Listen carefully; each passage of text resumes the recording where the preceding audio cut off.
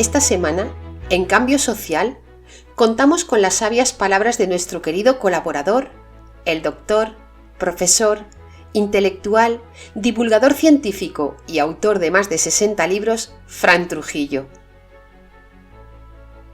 Desde el exilio me dirijo a todos esos grupos formados en las diferentes redes sociales en pos de una verdadera democracia, del encuentro con las libertades, los derechos propios de la ciudadanía y la erradicación del totalitarismo impuesto por los diferentes gobiernos y partidos políticos.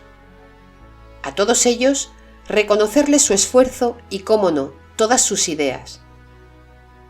Lamentablemente quedan en eso, ideas, que con mucha probabilidad nunca lleven a la práctica. Y explicaré mi afirmación. En España hemos tenido a uno de los mayores pensadores políticos de la historia, el abogado granadino García Trevijano. Su lucha contra el régimen de Franco y más tarde sus ideas sobre la verdadera democracia lo llevaron a la cárcel y posteriormente al aislamiento político. Como en sus muchas entrevistas expresó que la transición fue el pacto entre unos partidos exiliados con hambre de poder y el viejo poder de la dictadura con miedo a perder sus privilegios, y como resultado de ello, como profetizó García Trevijano, la corrupción y el hundimiento progresivo del Estado. Los españoles fueron engañados con una falsa democracia y una constitución hecha por los herederos de la dictadura. También, García Trevijano creó un movimiento civil basándose en sus amplios conocimientos de la política y la justicia, de lo que debería ser España, un movimiento que, al igual que los grupos y movimientos actuales, no sirven para nada más que para soñar despiertos.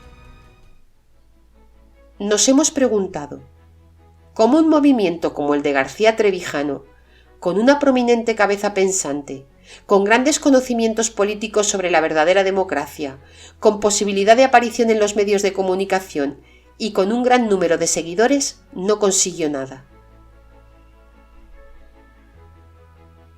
Está claro, tanto el movimiento de García Trevijano como todos los que están apareciendo en la actualidad carecían de lo imprescindible: la unión de la sociedad civil.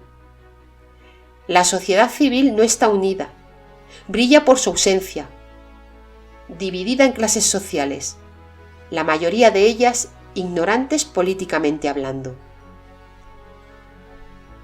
La clase olvidada que se acerca a la indigencia, la clase pobre o de las colas del hambre, la clase trabajadora mal pagada, la clase pensionista mediocre y cerca de la pobreza.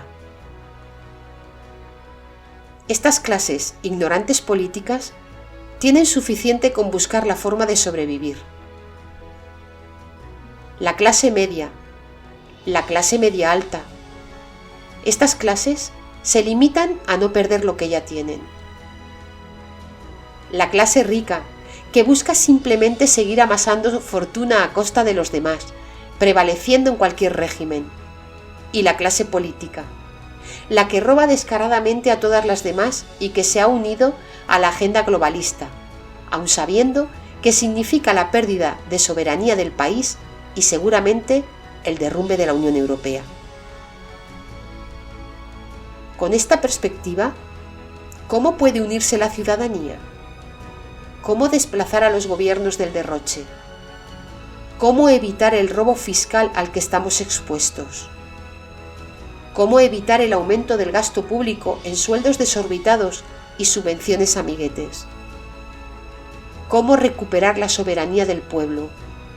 ¿Cómo recuperar nuestra agricultura y nuestra ganadería? No se puede. Solo con la unión del pueblo, la desobediencia social y los asentamientos indefinidos podrá conseguirse la recuperación del mancillado nombre de pueblo soberano y será posible el ansiado cambio social.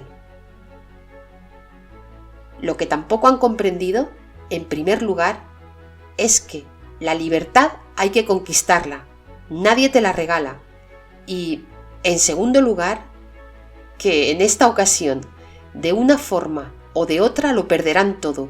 La gran mayoría pasarán a ser meros siervos sumisos y esclavizados de la élite de la agenda globalista. otra mínima parte pasaremos a ser activistas perseguidos hasta nuestra total destrucción. La sociedad civil resulta fundamental para comprender las luchas emprendidas por ciertos sectores de la población que se han organizado para cuestionar, transformar o limitar las estructuras tradicionales del poder. Es la sociedad política la que depende de la sociedad civil y no a la inversa. Entender la realidad política y social y analizarla con rigor llevaría a la caída del socialismo autoritario provocada por la movilización de los ciudadanos que padecieron los rigores del totalitarismo. La organización de la sociedad civil es, entonces, una reacción de supervivencia.